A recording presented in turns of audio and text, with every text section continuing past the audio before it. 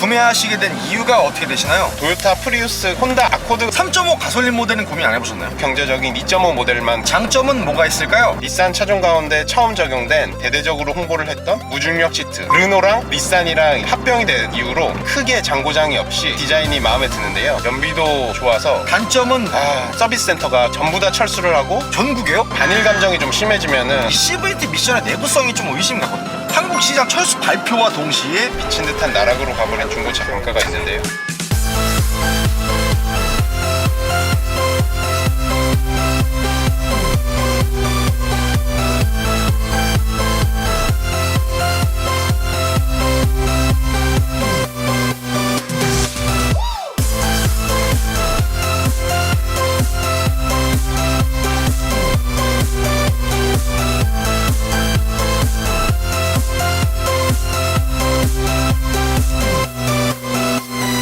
Life.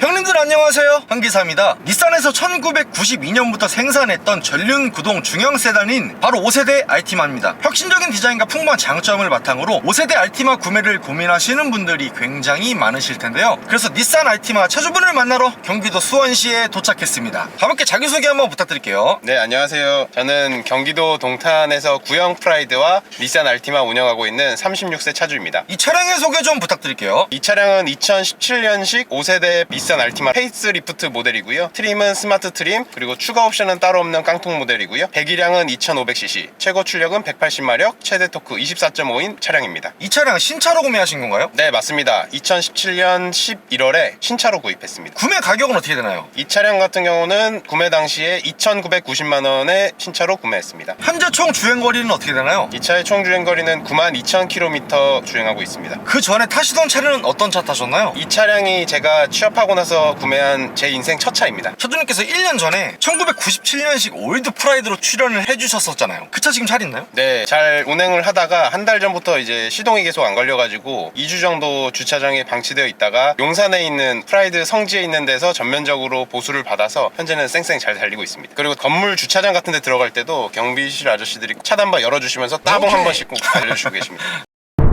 닛산 알티마를 구매하시게 된 이유가 어떻게 되시나요? 이 차를 구매했을 당시에 제가 인천에서 동탄까지 출퇴근을 해야 됐어서 대략 하루에 100km 정도 왕복을 운행하다 보니까 가성비 있으면서 연비도 좋고 잔고장도 없는 차량을 찾게 되었고요. 그러던 중에 회사 선배가 이제 일본 차가 괜찮다라고 이제 소개를 받아서 일본 차를 알아보던 중에 제 가격에 3천만 원에서 살 수 있는 내구성 및 연비도 괜찮다고 하는 알티마를 알게 되어서 닛산 알티마를 구매하게 되었습니다. 일본차 추천해주셨던 그 회사 선배분, 그분 일본차 타시나요? 그분은 이제 원래 혼다 CRV를 타시다가 현재는 닛산에서 나온 캐시카이 차량을 타고 있습니다. 일본차 안 타는데 일본차 추천했잖아요? 한마디 하려고 했거든요. 근데 그분은 거의 일본차 진심이신 분이시네요. 거의 일본인이죠.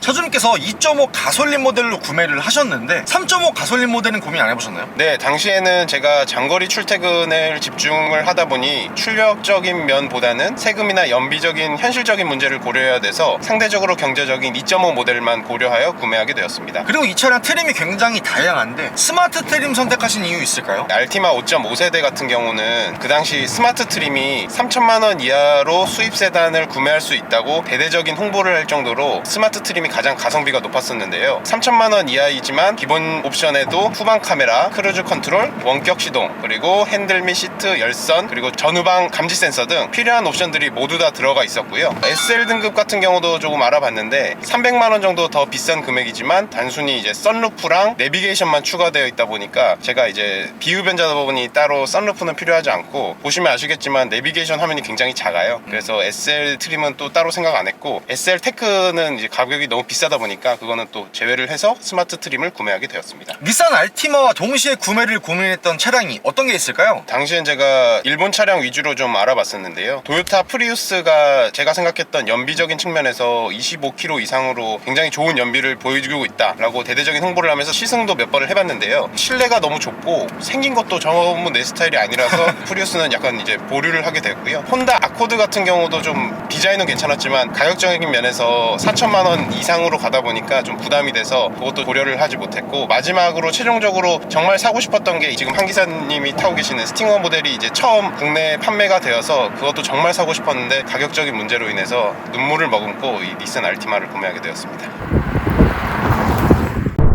닛산 알티마의 장점은 뭐가 있을까요? 첫 번째로 안정적인 주행감이 있습니다. 닛산 차종 가운데 처음 적용된 액티브 언더스티어 컨트롤 시스템이라고 있는데요. 그게 이제 코너링에서 앞쪽 앞바퀴에 제동을 걸어줘 갖고 차체 앞머리를 굽이길 안쪽으로 이렇게 밀어준다는 시스템인데, 실제로 커브길에서 운행을 하다 보면 굉장히 안정적으로 운행을 할 수 있고요. 또한 닛산에서 차량을 판매할 때 대대적으로 홍보를 했던 무중력 시트, 실제로 무중력을 느끼진 못하지만 우주선이에요? 네, 저도 실제로 무중력을 느끼진 못하지만 이제 이름을 그렇게 무중력 시트로 지어서 그 무중력 시트 또한 장거리 운전에 있어서도 굉장히 허리를 잘 보호해주고 차량 떨림을 굉장히 잘 잡아줘갖고 안정적으로 운행을 할 수 있는 그런 장점이 있고, 두 번째로는 제가 2017년 12월 이후로 이 차량을 구매하고 나서 크게 장고장이 없이 현재까지 소모품만 잘 교환해서 사용하고 있는 그런 장점도 있고요. SM5랑 SM7이 부품이 호환이 많이 되는데요. 그 이유는 르노랑 닛산이랑 이제 합병이 된 이후로 SM5, SM7 부품이 많이 공유가 되면서 실제로 소모품을 구하는 데는 크게 어려움 없이 구하고 있습니다. 또 다른 장점은 뭐가 있을까요? 저는 이 차량 실외 디자인이 마음에 드는데요. 제가 이 차량을 구매했을 당시만 하더라도 인터넷에서 이 알티마 5.5세대를 지옥에서 온 디자인이다 이렇게 혹평이 굉장히 많았지만, 지옥에서 왔다고요? 네, 왜 그런 얘기가 있는 거죠? 너무 못생겨서 아마 그런 혹평이 따르지 않았을까 이런 생각이 들지만, 개인적으로 그때 봤을 때나 지금 봤을 때나 닛산 특유의 V모션 그릴이라고 불리는 프론트부터 날렵하게 이어지는 캐릭터 라인이 굉장히 마음에 들고요. 근데 저는 개인적으로 전면부 봤을 때 차주님께서 말씀하셨던 것처럼 뭐 독특한 뭐 그 맛이 또 달콤하게 있는 것 같아요. 호평을 찾아볼 수 없을 정도로 굉장히 많이 까였지만, 요즘같이 이렇게 일직선으로 테일램프가 나오는 이런 시대에서는 굉장히 특이하고 이쁜 모양이라고 저는 생각합니다. 뭐 화려한 앵그리버드 같기도 하고. 네, 네. 화가 나 있죠 늘. 그리고 측면부 보시게 되면 와이드한 중형차의 차체 크기를 뽐내주고 있는 것 같은데요. 차주님 이 차량의 휠은 몇 인치 휠인가요? 이 차량은 16인치를 사용하고 있습니다. 그리고 후면부 보셨을 때 날렵한 디자인의 테일램프가 굉장히 세련된 느낌을 주는 것 같고, 또한 시간이 지났음에도 촌스럽지 않게 무난무난한 뒷모습 또한 굉장히 마음에 들어하는 포인트입니다. 또 다른 장점은 이 닛산 알티마의 연비가 좋다는 점이 있는데요. 닛산 알티마는 닛산의 자랑인 CVT 미션을 장착하고 있어서요, 변속 시 소음도 적고 연비도 좋아서 그런 장점이 있습니다. 그래서 일반 공도에서는 대략 10.5에서 11km 정도 나오고요, 고속도로에서는 14.5에서 15km까지 나오는 걸 확인했습니다. 그럼 차주님 평소에 운전 스타일은 어떤 편이세요? 원래는 약간 달리는 스타일이었다가 현재는 아기와 아내가 같이 타는 시간이 많다 보니까 제가 조금이라도 발른 모션을 취하면은 여지없이 아내의 뒷자리에서의 조언이 들려오기 때문에 도로의 흐름이 방해가 되지 않을 정도로만 차선 변경할 때 아니면 합류할 때만 풀악셀을 밟고, 그 외에는 이제 제 차량 같은 경우는 풀악셀이 없다라고 보시면 될 것 같습니다. 역시 집안의 핵심인 내무부 장관이 형수님의 발언권이 제일 중요해요. 아, 그렇죠. 사랑하시죠? 네. 그럼 일반유랑 고급유 중에서 어떤 거 주요하고 계세요? 닛산 알티마에게 고급류는 좀 사치라고 생각을 해서요, 태어나서 한 번도 고급류를 먹어본 적이 없는 순혈 일반유 차량입니다. 그럼 평소에 차주님께서 주행하시는 모드는 어떤 모드로 주행하세요? 이 차량 같은 경우는 스포츠 모드가 있고요, DS 모드라고 해서 또 이제 RPM을 높여서 운행하는 모드가 있는데요, 그런 거는 이제 다 필요 없고 사실상 애기 태어난 뒤로는 노멀 모드로 운행을 하고 있습니다. 그러면 차주님께서 일반 공도랑 고속도로 운행 비율은 몇 대 몇 정도 되세요? 일반 공도가 8, 고속도로가 2 정도 비율로 운행하고 있습니다. 그러면 그렇게 주행을 하셨을 때 복합 평균 연비는 몇 킬로 정도라고 볼 수 있을까요? 그 정도로 일반 공도를 8로 봤을 때는 12.2에서 12.5 정도 연비를 확인할 수 있었습니다. 그리고 평소에 제가 주유하는 습관은 주유소를 자주 가는 거를 싫어해가지고 주행 가는 거리가 100km 이하로 떨어졌을 때 주유소를 한번 가서 가득 주행을 하고 있고요. 이 알티마 같은 경우는 연료 탱크가 68리터이다 보니까 요즘 수원의 기름값이 1,650원 정도 하는데요, 대략 10만원 정도 들어가고 있습니다. 그러면 그렇게 가득 주유를 하셨을 때 총 주행 가는 거리는 몇 킬로 정도 되나요? 총 주행 가는 거리는 대략 750km 정도 나오고 있습니다. 또 다른 장점은 뭐가 있을까요? 이 차량이 3종 저공해 차량으로 분류가 돼서요, 인천공항, 김포공항 그리고 각종 공영주차장에서 할인을 받을 수 있는 장점이 있습니다. 근데 이 차량이 일반 가솔린 차량인데 저공해 3종 차량으로 분류될 수 있는 이유가 있나요? 저공해 3종 차량으로 받으려면 복합 연비가 11.5km 이상으로는 저공해 3종 차량을 받을 수 있고, 이 차량 같은 경우는 제가 알기로 알기로 12km로 연비가 측정이 돼서 저공해 3종 차량으로 인증을 받은 걸로 알고 있습니다. 차주님, 그리고 이 차량 출력은 마음에 드시는 편이세요? 제가 원래 타던 차량이 구형 프라이드다 보니까 굉장히 출력이 마음에 들고 있고요. 차가 저한테는 카이엔이고 S클래스입니다. 이 차량 4기통 2.5L 자연흡기 엔진에다가 180마력의 24.5토크를 나타내고 있거든요. 현재 올드 프라이드 동시에 운행 중이시잖아요. 그 친구 타다 이 차 타면 거의 날아다닌다. 그렇죠. 그러면 승차감은 어떻게 생각하세요? 승차감도 프라이드 타다가 이 차를 타면은 거의 뭐 도로를 미끄러져 가듯이 가는 그런 거를 느낄 수 있습니다. 프라이드 승차감은 거의 뭐 저세상 승차감이에요. 동전이 떨어져 있어도 느낄 수 있습니다. 그 정도예요. 그럼 차주님 뒤에 지금 자녀분 태우시는 카시트가 장착이 돼 있는데 실내 공간도 뭐 무난무난하니 만족하시나요? 네, 실내 공간도 넉넉하게 있다고 생각을 해서 크게 문제는 되지 않고요. 특히 트렁크 부분이 넓어가지고 아주 효율적으로 잘 사용을 하고 있습니다. 그리고 이거는 좀 이제 아픈 손가락인데요. 2020년 12월에 닛산 코리아가 철수를 하게 되면서 중고차 가격이 막 떡락을 하고 여러 가지 단점이 있지만 그 중에서도 굳이 장점을 뽑자면 5.5세대 이후에 6세대 알티마가 나온 이후로 현재까지 새로운 모델이 판매가 되고 있지 않다 보니까 공도에서 봤을 때 좀 올드해 보이는 느낌이 없어 보이는 오히려 좋은 그런 장점도 있고요. 닛산 알티마의 단점은 뭐가 있을까요? 아, 한숨 담으세요 벌써? 네. 네. 할 말이 많습니다. 사실 뭐 단점을 말하려고 나왔다고 해도 과언이 아닌데요. 앞서 말씀드렸다시피 닛산 코리아가 2022년 12월에 한국 시장에서 전격적으로 철수를 하면서 엄청난 단점들이 발생을 하였는데요. 첫째로는 닛산 알티마 서비스 센터가 경기 지역에 5군데 그리고 인천에 1군데 이렇게 총 6군데 정도 있어서 언제 어디서든 그나마 괜찮게 서비스를 받을 수 있었는데요. 이게 전부 다 철수를 하고 현재 용인 지역 한 지점만 남아있다 보니까 전국에요? 아니요, 경기 인천 지역에서만. 네네. 원래 6군데였다가 한 군데로 줄은 거네요? 네. 네. 근데 이제 차량은 많고 서비스 센터가 적다 보니까 예약하는데 짧게는 한 달, 길게는 2달 기본이고요. 그래서 크게 사고가 나면은 사실상 알티마는 부품 수급 문제로 무지개 다리를 건너지 않을까라는 생각을 하면서 운행을 하고 있습니다. 결국 닛산이 2020년 12월 말을 기준으로 한국 시장에서 철수를 하게 되면서 이런 여러 가지 문제점들이 나타나고 있는 것 같다는 좀 아쉬움이 남고 있는데요. 이게 법적 보유기간이 8년이기 때문에 아직은 그나마 다행이긴 하지만 2018년 이후부터는 아예 완전 100% 철수인 거잖아요. 그럼 공식 서비스 센터가 지금 하나 남아있지만 그 또한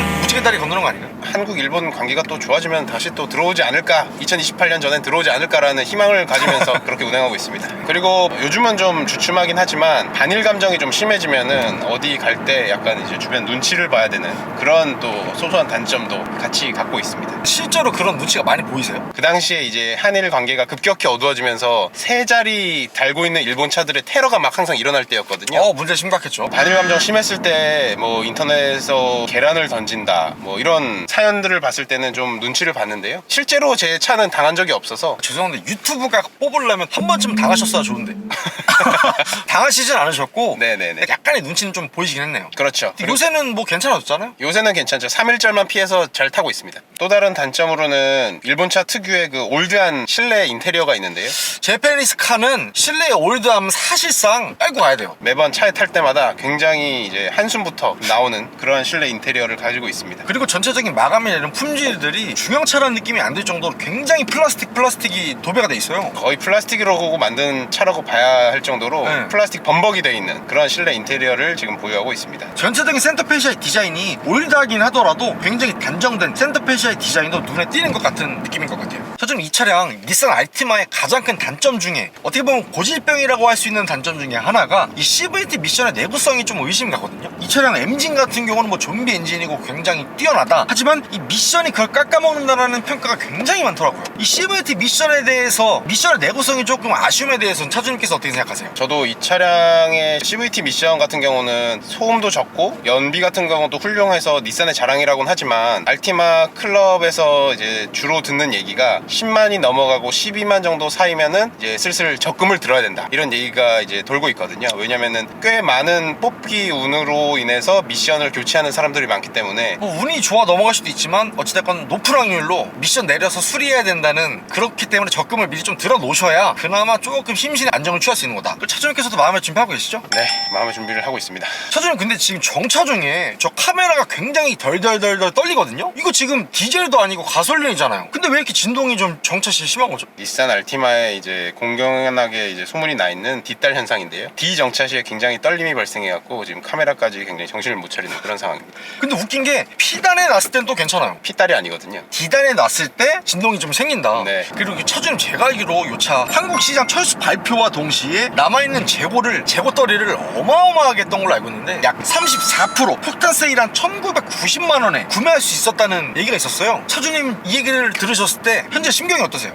정말 주식을 하지 않지만 주식을 물린 것 같은 그런 감정이 들었지만 저도 사실 6세대를 샀으면 좋았겠죠? 개꿀이잖아요. 2,990만 원짜리 1,990만 원에 1,000만 원 개떨이었죠? 그쵸. 아반떼보다 그 당시 저렴한 가격으로 이 6세대 알티마를 살 수 있었어서 정말 개꿀이었던 시절이 있었습니다. 솔직히 저도 그 매물 보면서 솔직히 한번 사볼까라는 생각을 솔직히 저도 했어요. 저도 했습니다. 네.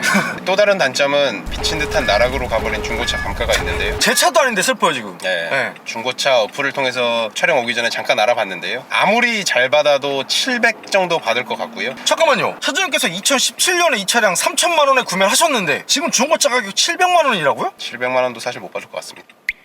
실화예요? 네, 조만간 저의 구형 프라이드 가격보다 더 떨어질 것 같아서 굉장히 고민을 하고 있습니다 지금. 닛산이 한국 시장에서 철수했기 때문에 그거 아니었으면 제가 봤을 때는 중고차 감가가 이 정도까지는 아닐 거라고 보거든요. 거의 나락으로 떨어지다 못해 거의 중고차 가격이 죄송한데 주식 상장 폐지 수준 아닌가요? 모든 게 폐지됐습니다.